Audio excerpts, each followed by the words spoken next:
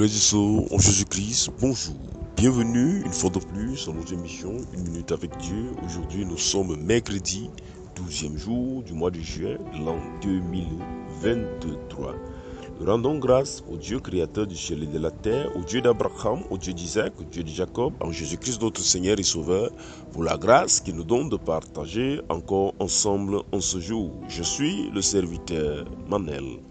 Et mon bien-aimé, en ce jour, je voudrais apporter une parole d'encouragement, une parole pour redonner la foi à toi qui es dans une situation compliquée, à toi qui es sur le point de perdre espoir, à toi qui a longtemps demandé, mais tu as comme l'impression que les prières n'avancent pas plus loin que la toiture, tu as comme l'impression que tes prières restent avec toi. Car il faut l'avouer, il y a des moments dans la vie où tout semble tomber contre nous, où tout ce que nous entreprenons est voué à l'échec, tout ce que nous faisons, nous avons comme l'impression que rien n'aboutit, rien n'avance. Pendant des pareils moments, nous commençons à perdre espoir, nous désespérons, nous nous tournons vers Dieu, et lorsque nous nous tournons vers Dieu, nous avons comme l'impression qu'il ne nous écoute pas, nous nous posons des questions, nous nous interrogeons, et nous commençons à perdre notre foi. Je voudrais qu'ensemble, que nous lisons ensemble ce que le livre de Proverbes nous dit à Proverbes, le chapitre 3, le verset 3. Proverbes ici nous donne un conseil, il dit que la bonté et la fidélité ne t'abandonnent pas. Lis-les à ton cou, écris-les sur les tables de ton cœur.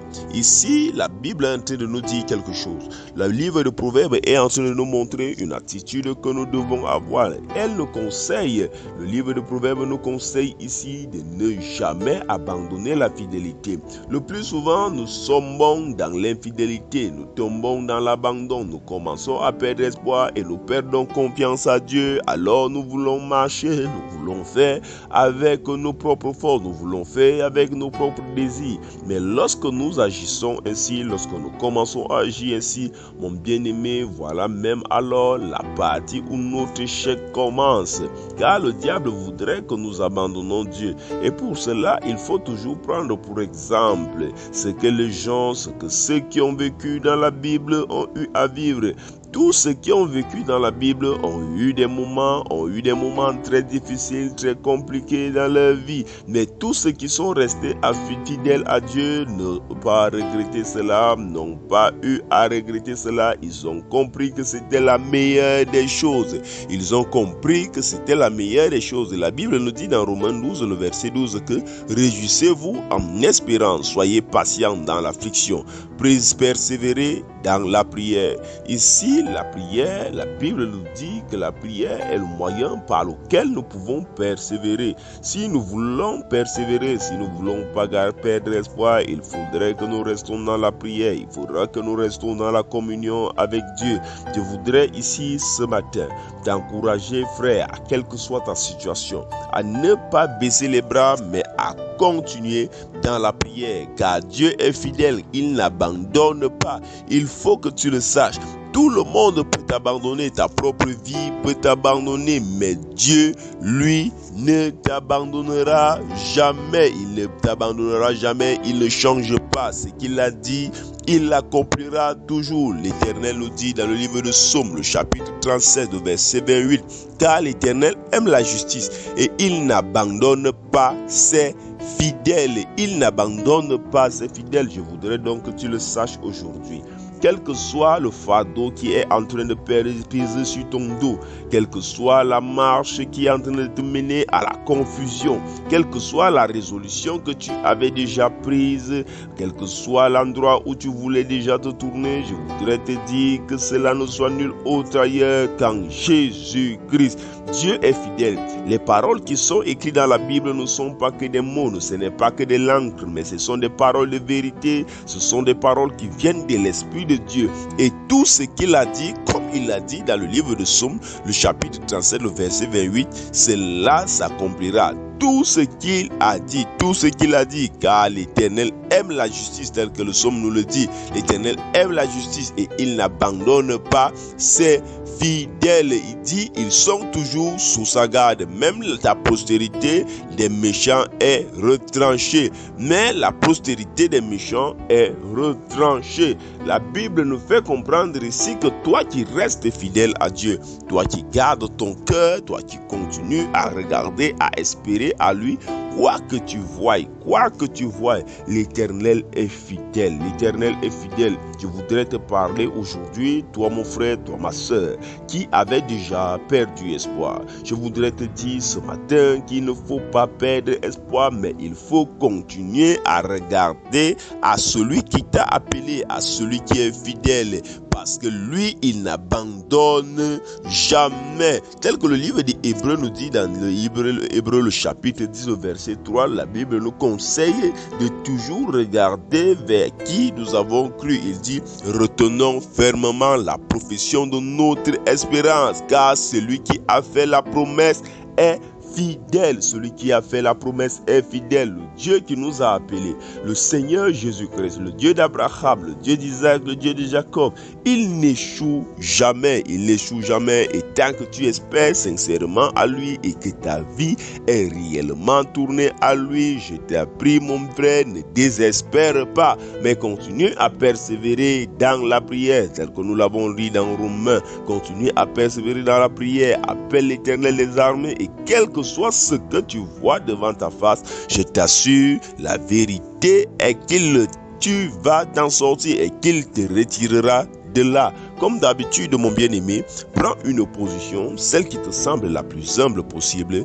Prions ensemble afin de confier notre vie, notre journée à Dieu. Au nom de Jésus-Christ, nous sommes en prière.